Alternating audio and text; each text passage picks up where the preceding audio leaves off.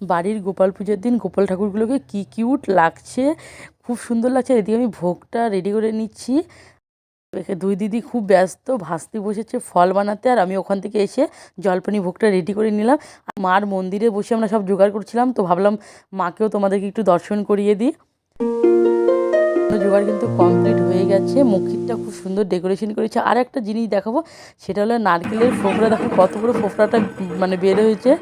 ঠাকুরমশাই চলে এসেছে, তো পূজাতে বসে গেছে। আমি ধূপ প্রদীপগুলো সব ধরিয়ে দিচ্ছি। চলো পূজাটাও তোমরা একটু দেখে নাও।